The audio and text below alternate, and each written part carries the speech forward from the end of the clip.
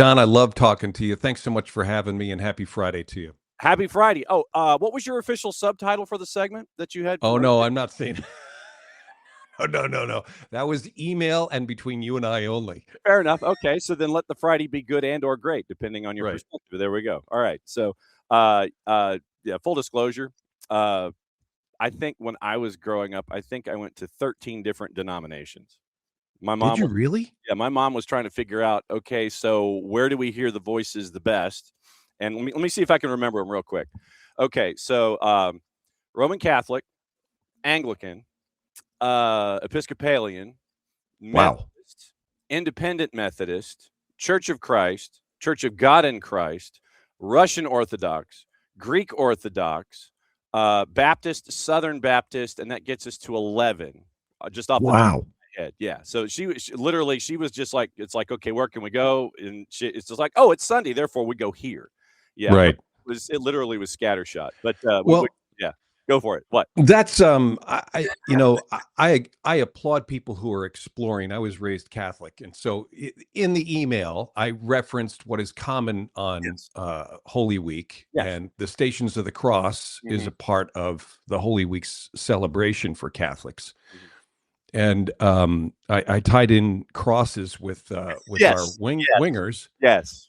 The Stations of the Cross with Max Arfston would be Yes. delightful, only because we'd like to see more crosses and more finishes like we saw against Toronto 2 weeks ago. Yes, there we go. So Yeah. so I wish I had my boy Paul Harvey hanging up here just a second. Well, hang on. Let me see if I can find Paul really quickly, because you know how things are on morning shows. We always have those drops, And Yes. I have one drop in particular. Oh, here we go. Here it is. I found it. So we got to go here, obviously. Now you know the rest of the story. That's our buddy Paul Harvey. So you and I, and I don't know how old you are, but I can 11 guess. billion years old, sir. Okay, we were around in radio early on when Paul Harvey was it. I mean, people scheduled their entire days around Paul Harvey. Do you know that he came to Indianapolis one weekend to talk to the farmers of America, future farmers of America? And we're an affiliate down in Bloomington, and I asked ABC if I could meet Paul Harvey and do a quick interview with him. Okay. And it could never be worked out, but they finally told me his private plane was landing in a hangar at Indianapolis International Airport. I get in the station van. Paul Harvey had a private plane? Yes. I get in the station van. I drive to the Indianapolis airport. I timed it out perfectly, got directions to the hangar. This was pre 9/11, so I had access to a lot of things. And the car was pulling away. His limo drove past my van with the ABC logo on it. They stopped about 100 yards down the road. They motioned me to come forward. He stepped out of the limo, did a 10-minute interview with me. That's the God's honest truth, and I will have always respected him. Of course, he's passed away, but what a class act. Far out. Man, see, now see, these are the kind of stories that we have here with this kind of stuff. Man, I did not know that. That is massively cool.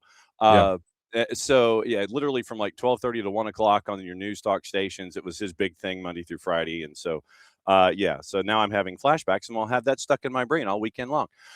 Okay. The reason we brought you in is we always like to do opposition research, and we always like to talk Crew A, but opposition research fits this go around. When it comes to only scoring one goal in a month, what is now? I guess this might be a cause and effect question. This might be looking at 4 goals in your first 2 matches and then getting figured out on all of the other things that are attached to it. So how do we go from 4 goals total in back-to-back games to 1 goal in a month to lead into today? How does this happen, sir? Well, I think the focus was, first of all, defense. And so Henrik Rydstrom, the new head coach for the Columbus Crew, took the guys and said, look, we can't allow the counter to unfold the way it has unfolded against us in those first 2 games against Portland and Sporting Kansas City, because we were found, in spots where we then had to, get that 3rd goal to either draw even or pull ahead. Typically, when you score 2 goals in a game, you have a better chance of winning. We weren't able to seal the deal in the first 2 games. So the focus really was on defense. Was it a complete sacrifice to what the attack was supposed to be about? No. But in that stretch, we also added Andres Gomez to the midfield. And that is a dynamic player who demands time with his teammates so that everyone understands what we're trying to accomplish. And I think that is what the story is for the last 3 games. The one disappointing piece to it, John, is that the 2 guys who scored in the first 2 games of the season did not have shots on target in the last 3 games of the season. Wow. Okay. And so we're finding ourselves now, I don't know what the phrase is. You're giving a little and you're taking a lot on the other side. We want to see that attacking sequence become more mature. April is the time to do it. And my understanding is over the last couple of weeks during this break, there has been a bigger focus on building the attack in the midfield and into the final third. When you look at the starting lineup last time out against Toronto, it was Schulte in net, Amundsen, Zawadzki, Moreira, and Herrera, your back four. And this is going just off of the graphic, not going in-game. The second the whistle blows, then things change and everything. Sure. Midfield listed as Arston, Gomez, Dylan, and Diego, and then Wes and Taha Habrun up top. I'm anticipating / imagining that in offensive sets, you probably turn the volume dial to the left 1 click, and then that means that Diego comes forward out of this alleged 4-4-2 as I'm looking at a picture. So, Rossi comes forward. It's 3 in the attack, at least down the middle. Then you have your center backs bombing and all this kind of stuff. Am I off here in looking at things? No, you're not. Diego had 16 goals last year. Unfortunately, coming from the wing is probably not going to be a way for him to duplicate that effort this year because he came right up the middle. He was the catalyst for most of what we generated last season. And Wessam Abu Ali needs quality service. He's going to make those diagonal runs and get between the center backs when we play against a back four, and he'll have those tight gaps. Rossi has got to be the one who puts those center backs on their heels, tracking back to goal, and then find Abu Ali in the space. So I don't know that lasts too long.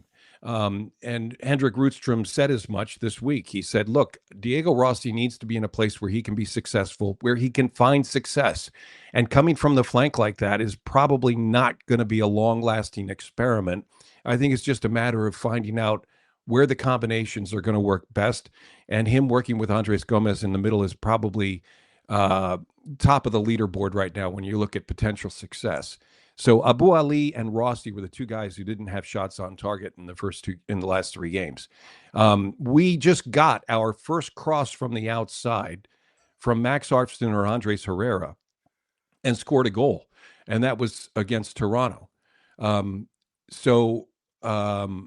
Gosh, I don't know why I'm saying Abu Ali. Abu Ali did not figure into the SOT stat because obviously he scored that goal against Toronto. But the point is that we need more from the flanks, we need more from Max, and we need more from Andres Herrera. Now, Herrera is playing a little deeper this year. Last year, he had 5 goals, 8 assists from the outside. He started every game ever since Leagues Cup.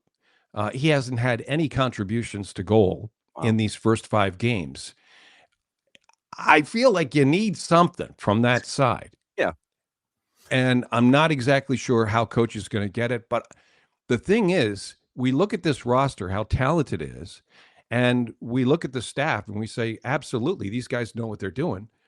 It's just a matter of it all syncing together. And I know it's requiring patience from the supporter base, but the time is going to come. It has to come, but the time is going to come. And I think it's going to be this month. And you mentioned very similar things here with patience from the supporter base is needed and things like that. I may circle back to that and bookmark it. It seems like from what you're trying to break things down, it's like Rossi is better when he comes inside. Wes comes inside, but if you had both of those happening, you end up with bumper cars with 2 guys trying to do the same thing and try to benefit from being in the same spot, and that creates collisions and the things aren't as easy as you'd like for them to be because folks are better doing things this way. But right now, as you mentioned, Rossi's on the outside, and he literally is the guy who's on the outside looking in when he's at a deficit position when it tries to create. Because, once again, if you're coming in here, I see collisions happening, and it's like bumper cars at Six Flags, Mid-America. Yeah, in fact, there isn't, from my recollection, as much combination play with Abu Ali and Rossi when Rossi's coming from the outside. And maybe that's by design. Maybe that's what they're looking for. Maybe they want that to come through the middle.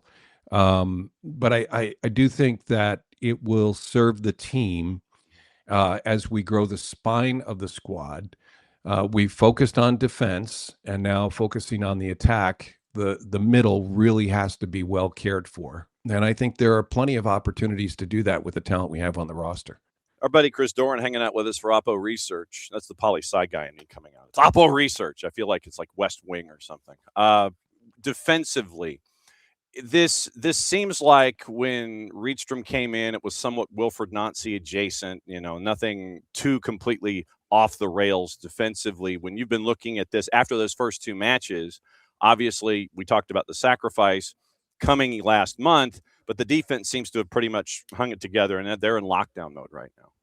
Yeah, and I think a large part of that has to do with the way Patrick Schulte's playing. He came out of 2025 having dealt with the injury late in the playoff stretch of the season last year, was playing more like he played in 2024, and that was a positive. He entered 2026, good frame of mind, knows he's got the national team call up that he's hoping for, didn't get, but then got because of Roman Celentano in Cincinnati pulling back on the invitation to join the national team for these last two friendlies.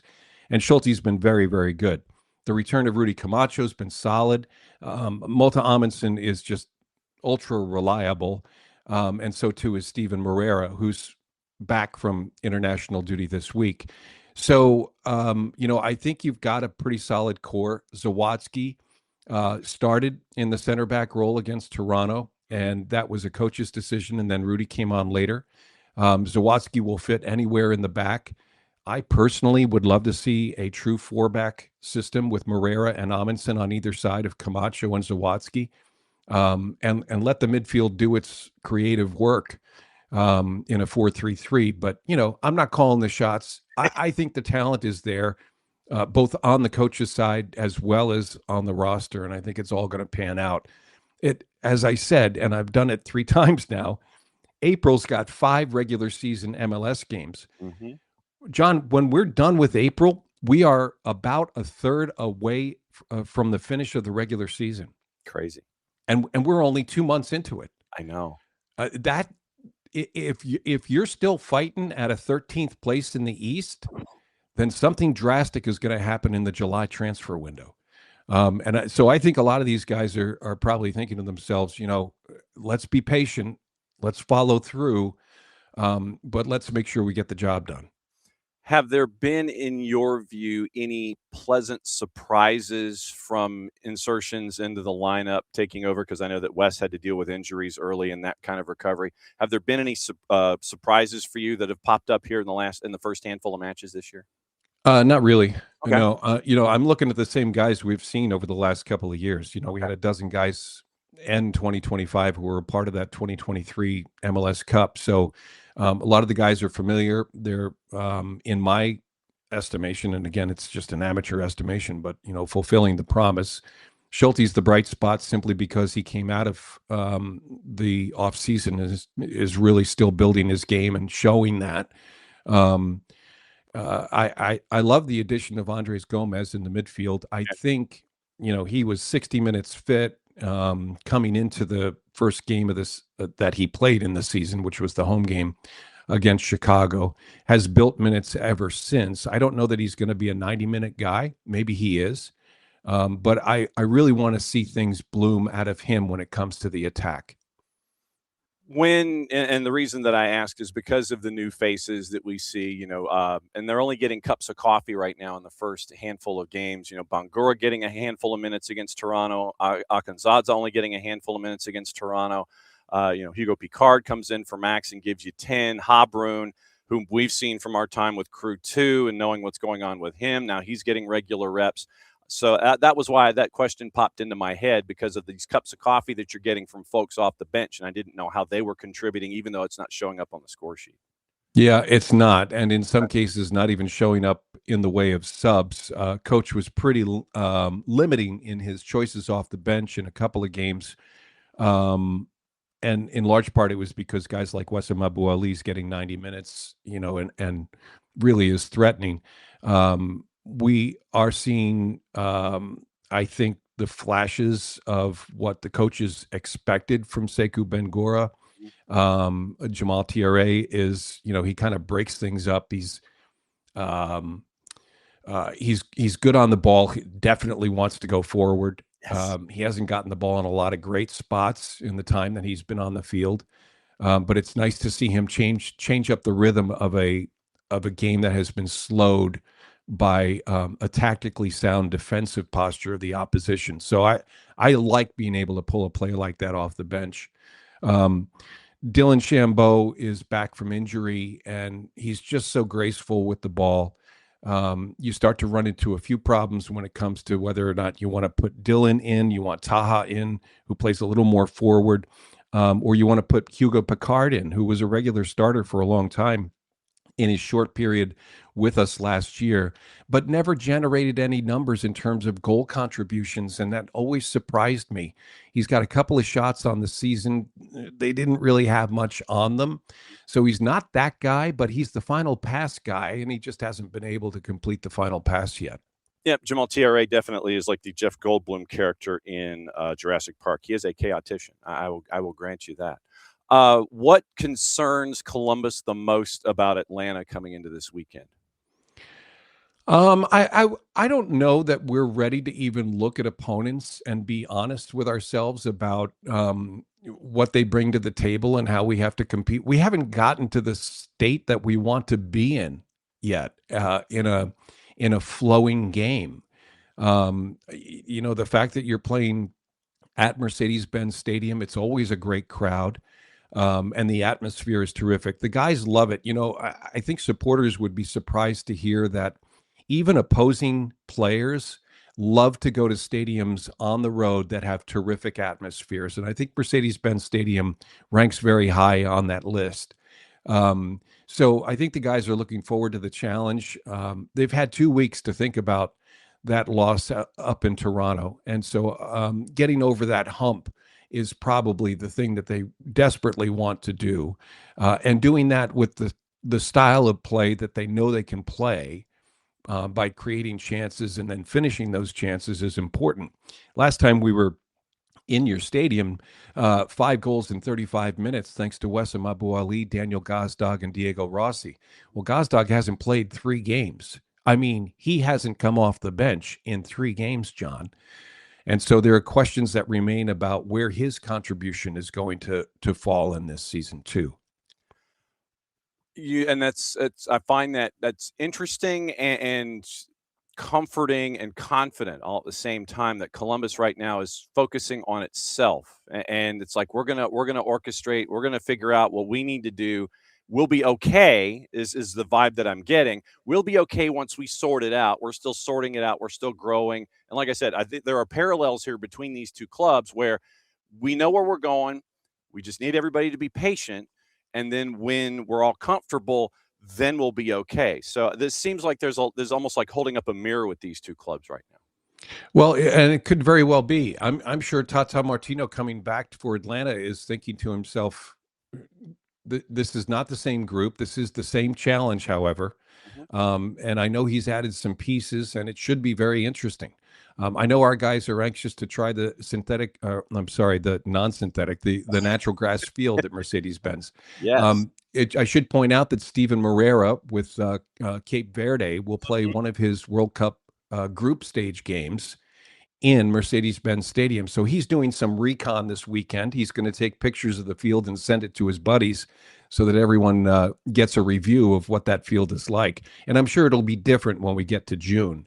But it looked good in the U.S. games over the last week or so. Yeah, they have put up the pink lights, and they've figured out. We talked to actually some of the grass doctors that are in charge of FIFA, and they're like, yeah, we got to do this for like 11 of the 16 stadia. We've got to have the pink lights, and they've got to be up. And we're figuring out, okay, the distance between the lighting grid and the ground. We've got to figure out how long they've got to be on. We got all this temperature stuff.